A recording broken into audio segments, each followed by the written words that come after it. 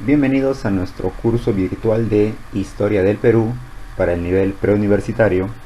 Les saluda el profesor Andy Ortiz Tomasto. En esta sesión vamos a trabajar el gobierno revolucionario de las Fuerzas Armadas. Este periodo de nuestra historia comprende desde el año 1968 hasta el año 1980 y abarca el gobierno del presidente Juan Velasco Alvarado y Francisco Morales Bermúdez, ambos de tendencia militar. La primera fase corresponde al gobierno de Juan Velasco Alvarado, quien está en el poder entre los años 1968 y 1975. Tú recordarás que en la madrugada del 3 de octubre, Juan Velasco Alvarado da golpe de estado al presidente Fernando Belaúnde. Esto debido a la pérdida de la página 11 que estaba en el Acta de Talara, que era un acuerdo entre el Perú y la IPC, una empresa norteamericana que trabajaba el petróleo de La Brea y Pariñas en el norte del Perú.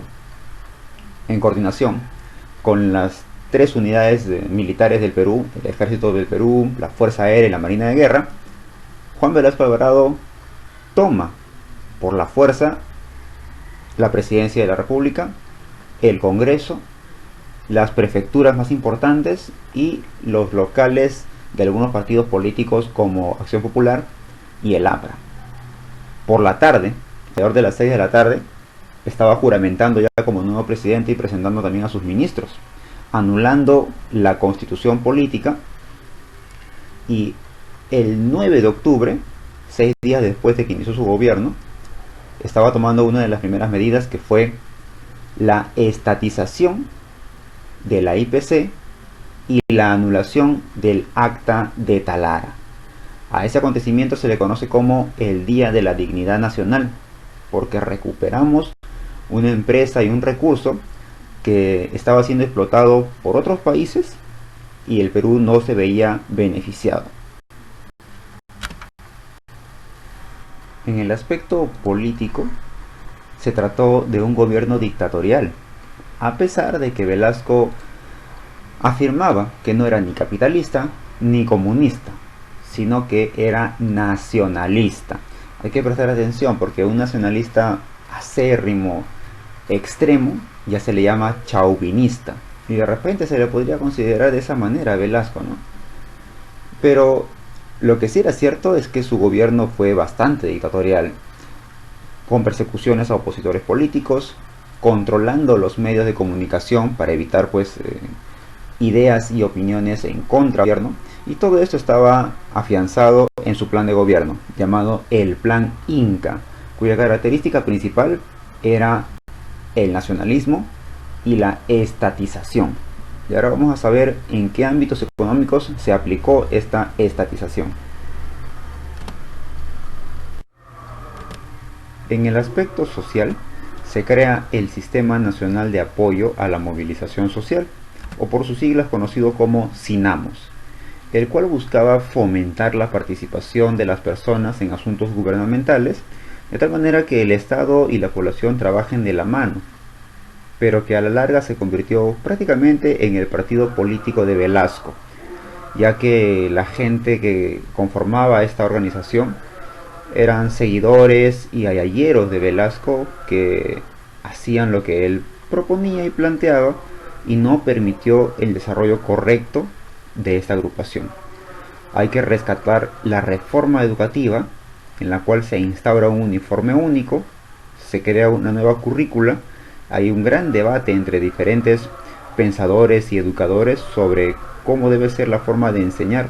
Lamentablemente no se llega a poner en práctica, porque lo que quiere Velasco son resultados inmediatos, para que la gente vea que con él la cosa en el aspecto educativo está yendo bien, pero los resultados en educación son a largo plazo, mínimo 15 años, y Velasco lo quería en 3 años.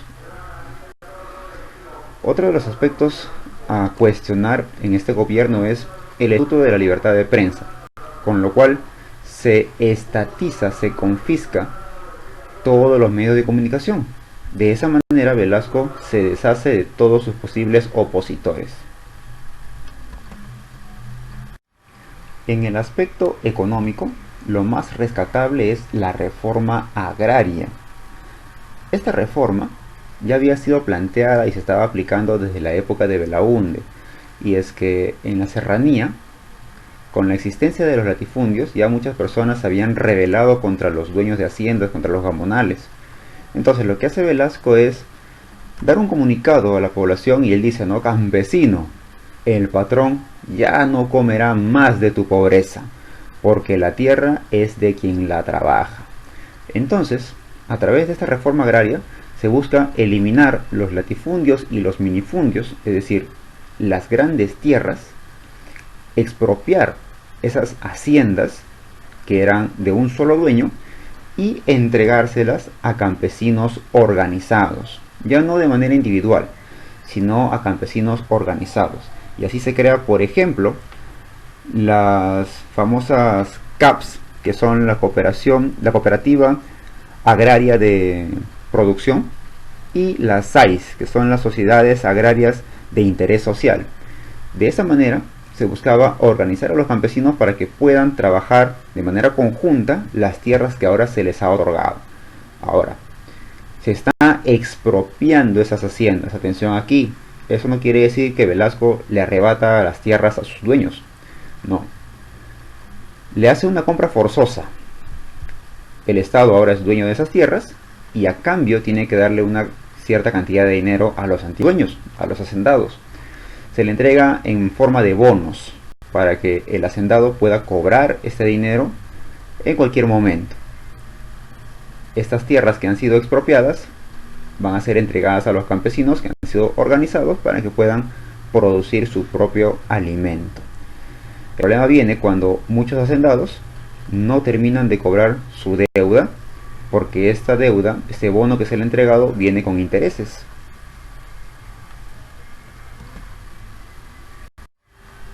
Algunas otras reformas, por ejemplo, se estatizan las empresas que antes eran extranjeras.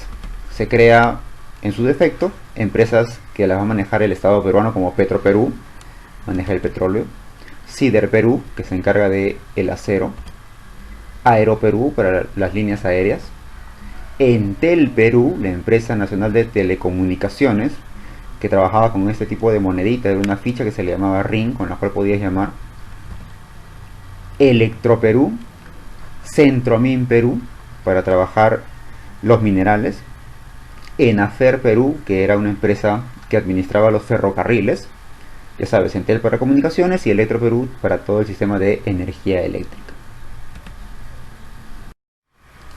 El final del gobierno de Velasco se da en plena ceremonia de aniversario del departamento de Tacna, a lo cual es invitado Velasco para que dé sus palabras, pero Velasco se encontraba mal de salud, así que en su reemplazo va su brazo derecho, Francisco Morales Bermúdez, quien en pleno discurso se proclama nuevo presidente del Perú, destituyendo a Velasco. A este hecho se le conoce como el Tacnazo. Hay que prestar atención acá al asunto internacional, porque muchos afirman que Velasco sale del poder por presión internacional, por presión de Estados Unidos, que estaba ya incomodándose con el gobierno de Velasco por todas las reformas nacionalistas que estaba realizando. Es por eso que financia un golpe de Estado con Francisco Morales Bermúdez para que él asuma el cargo y haga todo un retroceso a las reformas de Velasco. Así inicia la segunda fase de este gobierno militar, que corresponde a la presidencia de Francisco Morales Bermúdez entre los años 1975 hasta el año 1980.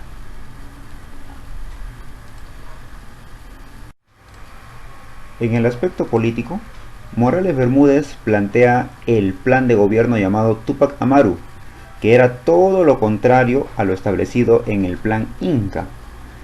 Era un sistema contrarrevolucionario para detener las reformas que estaba iniciando Velasco, ¿no? A su vez, se busca restablecer la democracia que se estaba perdiendo, porque Velasco estaba controlando los medios de comunicación, el sistema de participación de la población. controlando las empresas estatales, y para lo cual se convoca a una asamblea constituyente en el año 1978. En dicha asamblea, el personaje más representativo que participa es Víctor Raúl Haya de la Torre, fundador histórico del APRA, como presidente del Congreso. Ojo, Haya de la Torre nunca fue presidente del Perú. En el año 78 él es presidente del Congreso. Y con Haya de la Torre se crea una nueva constitución que verá la luz en el año 1979.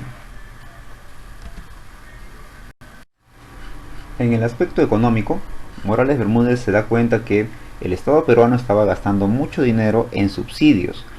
Un subsidio es una cantidad de dinero que el Estado invierte en beneficio de la población.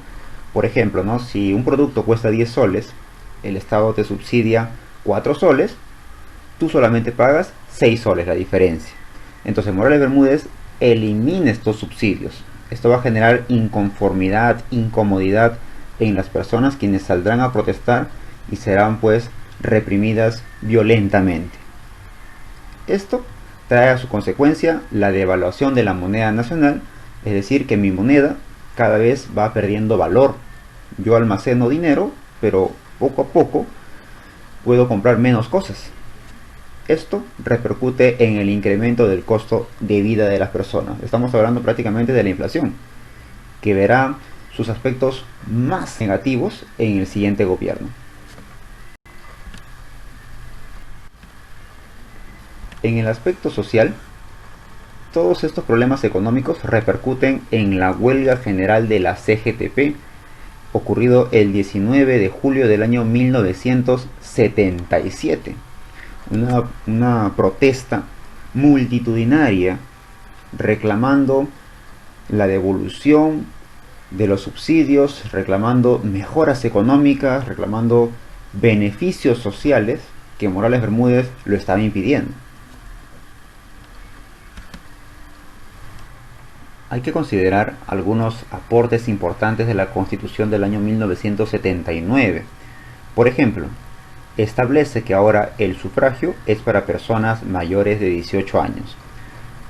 La democracia es un aspecto cambiante, perfectible a través de los años. Eso quiere decir que, por ejemplo, ¿no? En algún momento la mayoría de edad fue 25 años, se plantea la reducción a los 23, luego a los 21, y en esta época Haya de la Torre y el conjunto de parlamentarios establece que el sufragio es para los ciudadanos, es decir, mayores de 18 años. Además, se establece el sufragio de los analfabetos, de aquellas personas que no saben leer ni escribir, y es un aspecto cuestionable. Claro que sí, lo hemos debatido muchas veces en clase, pero es uno de los alcances de esta Constitución. Se dictamina que el periodo de gobierno de un presidente es de 5 años y se establece un Congreso bicameral, es decir, 2 cámaras de congresistas, 2 salas de reuniones, una conformada por senadores y otra conformada por diputados.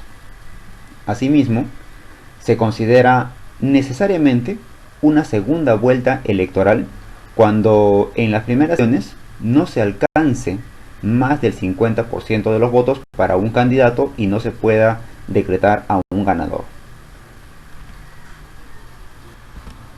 En el retorno a la democracia que estaba planteando Morales Bermúdez, convoca a las elecciones del año 1980, donde los candidatos con mayor participación son Armando Villanueva por el partido aprista y nuevamente Fernando Belaúnde Terry por el partido Acción Popular. Luego veremos qué ocurre en estas elecciones y quién llega al poder. Vamos con nuestra autoevaluación. La primera pregunta es: ¿el Día de la Dignidad Nacional fue una fecha cívica que se celebraba en conmemoración a la toma de La Brea y Pariñas por parte del gobierno revolucionario de las Fuerzas Armadas? Te está preguntando cuándo se celebraba el Día de la Dignidad Nacional. Fácil, es una fecha que hasta la actualidad la seguimos celebrando, solo que por cuestiones más convenientes lo han pasado para el 8 de octubre, que es el combate de Angamos. En realidad, cuando Belaúnde retorna al poder para tratar de borrar en los textos de historia todo lo que había hecho Velasco, cambia la fecha, el 9 de octubre, como Día de la Dignidad Nacional, y establece el 8 de octubre como fecha cívica en conmemoración al combate de Angamos y el sacrificio de Miguel Grau. Pero esa no era nuestra celebración debería ser el 9 de octubre. La pregunta 2 nos dice, era un programa similar al Plan Inca, pero a diferencia de este, el plan guiaba las medidas contrarreformistas del gobierno de Francisco Morales Bermúdez. Pregunta sencilla, te está diciendo cómo se llama el plan de gobierno de Morales Bermúdez. Se le llama Plan Túpac Amaru, porque el Plan Inca le corresponde a Juan Velasco Alvarado. No te olvides que tienes una tarea pendiente, desarróllalo, practica y estudia mucho y nos encontramos la próxima clase. Hasta luego.